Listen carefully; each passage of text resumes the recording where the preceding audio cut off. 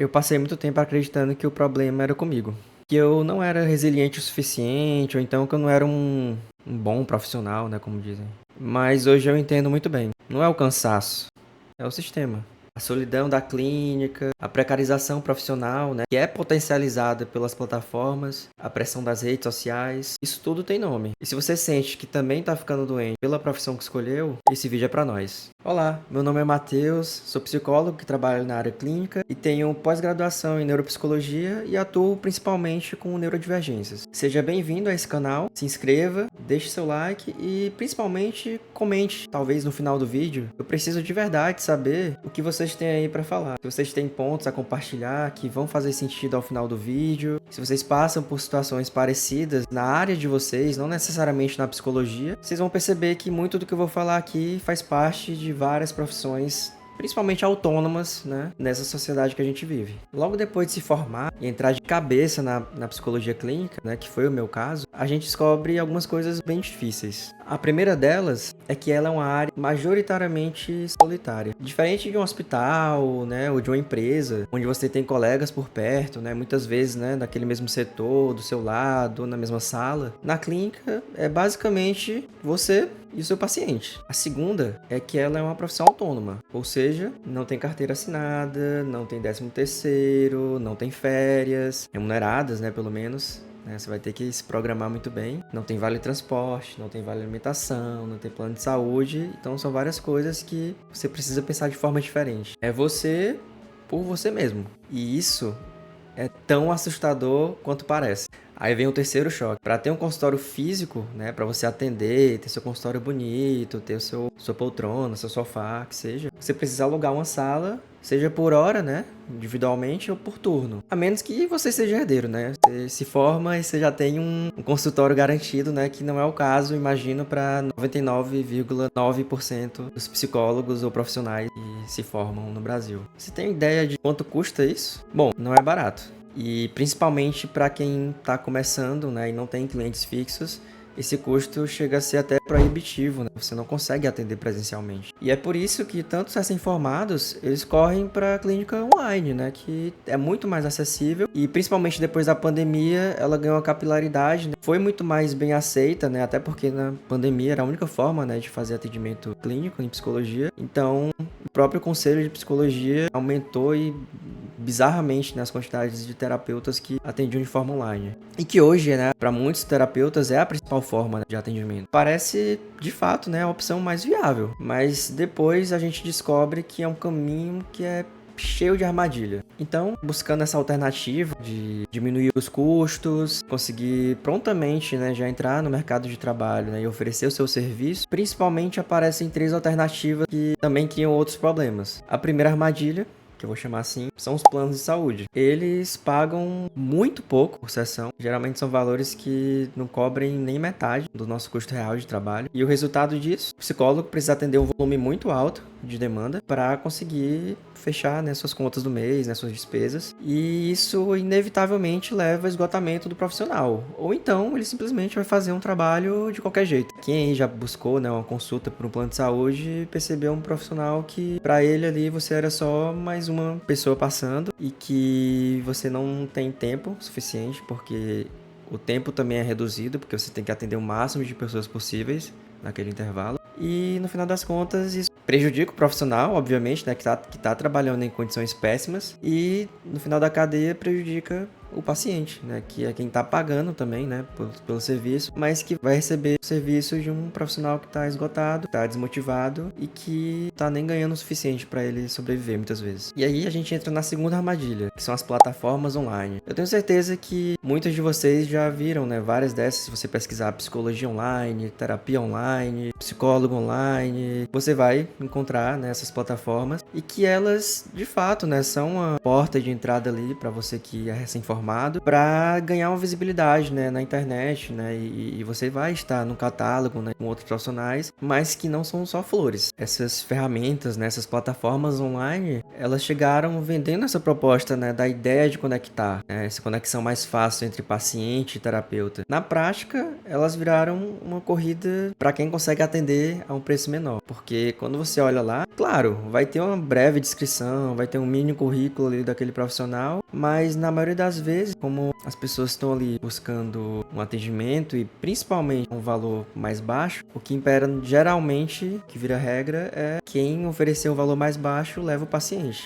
Mesmo que essa pessoa tenha que se encher de trocentos pacientes e entre naquela lógica do plano de saúde, né? Atender muito, ganhar pouco, se esgotar, ficar desmotivado com a profissão e eventualmente ou desistir ou se acostumar até a saúde dela permitir, né? Até o limite dela. E não preciso nem contar, né? Que não tem um vínculo estável. Muitas vezes essas plataformas cobram, né, um certo custo, seja anual, mensal, para você permanecer ali naquele catálogo, né, de profissionais, mas que na maioria das vezes não tem um suporte real ali, né? Ainda continua sendo cada um por si. Fazer um paralelo aqui com um aplicativo de transporte, né, Uber. Elas não vieram de jeito nenhum para facilitar o nosso trabalho. Vieram, na verdade, para facilitar a exploração dele, né, intermediado pela tecnologia, que é a própria plataforma. E aí a gente entra na terceira armadilha, que são as redes sociais. E hoje em dia, para você ser visto, né, como profissional autônomo, não só, né, para psicólogo, mas para qualquer área, hoje você tem que virar, né, um especialista em marketing, tem que virar um editor de vídeo, né, um roteirista, um social media. Então, seja seu próprio marqueteiro, seja seu próprio editor de vídeo, seja seu próprio roteirista. Inicialmente, você se formou e estudou para ser psicólogo, para buscar a melhor forma de atender as pessoas. A gente acaba tendo que ir para outras áreas para fazer com que a gente tenha acesso, né, a divulgar o nosso trabalho. No final das contas, ela se torna uma segunda profissão não remunerada. E olha só, eu aqui tive que aprender, né? Tô tentando aprender a editar vídeos,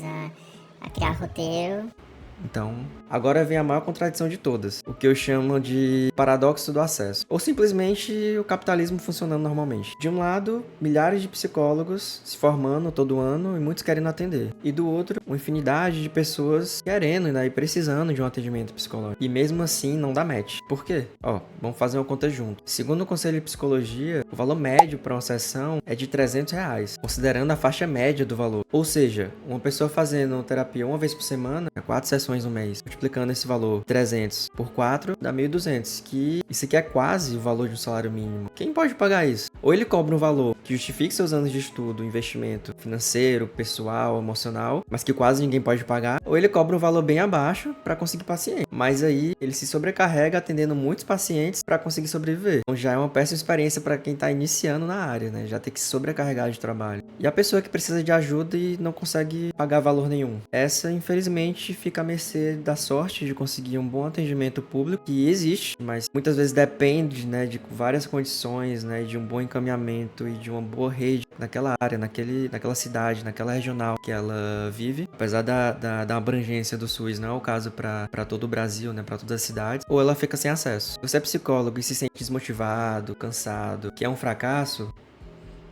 respira. Esse cansaço, esse sinal de que você é ruim no que faz, é sinal de que a estrutura que a gente trabalha tá doente. E isso não é um problema só dos psicólogos, como eu falei no início. É um problema de professores, é um problema de jornalistas, é um problema de designers, é um problema de educadores físicos, é um problema de fisioterapeutas. Praticamente todos os profissionais autônomos hoje. Ou não só autônomos, né, mas que têm vínculos cada vez mais frágeis, né, de trabalho. A realidade do psicólogo clínico é só um recorte do que está acontecendo com o trabalho no Brasil. E esse vídeo que eu tô fazendo aqui não é só um vídeo para ficar lamentando, para ficar reclamando, né, na internet. Existem saídas. Primeiro, não fique sozinho. Mantenha contato com seus colegas de faculdade, com seus ex-professores, com supervisores. Compartilhe essa angústia. Esse é um primeiro passo para você aliviar essa sensação de fracasso, né, de cansaço, porque você não tá sozinho. Segundo, se organize. E aqui eu não tô falando de uma organização genérica, né, de seja mais organizado, faça as coisas direito. Não é esse tipo de organização. organização. Eu tô falando, organize-se com sua classe. Eu, por exemplo, faço parte da SAMECA, que é uma frente de massas do Coletivo Soberano, que luta por um atendimento em saúde mental mais democrático e que, ao mesmo tempo, defende os direitos e a valorização, né, dos trabalhadores psis. Em breve, eu vou fazer um vídeo só sobre a SAMECA para explicar melhor como a gente pode se organizar enquanto classe, mais coletivamente. E terceiro, você é alguém buscando por ajuda psicológica, mas não pode pagar, procure por serviços em clínicas, escolas, né, nas faculdades da sua cidade, e que esses serviços possuem uma qualidade, né? Às vezes você fica meio... Poxa, mas a clínica escola, quem vai estar me atendendo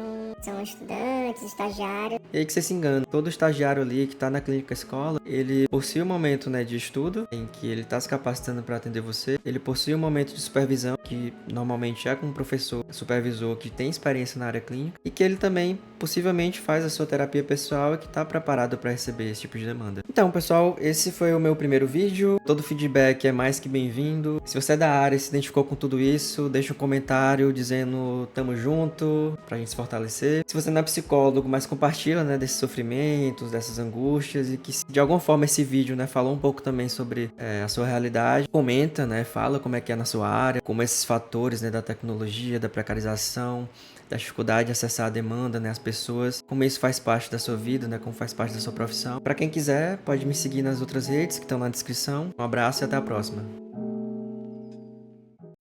Voltei aqui rapidinho, só porque durante a edição do vídeo eu esqueci de falar uma coisa muito importante. Esse canal, esse vídeo e os próximos vídeos que eu vou fazer também é a minha forma de compartilhar essa solidão, de tornar um pouco menos solitário, né, esse trabalho clínico, esses pensamentos, né, que surgem com o trabalho.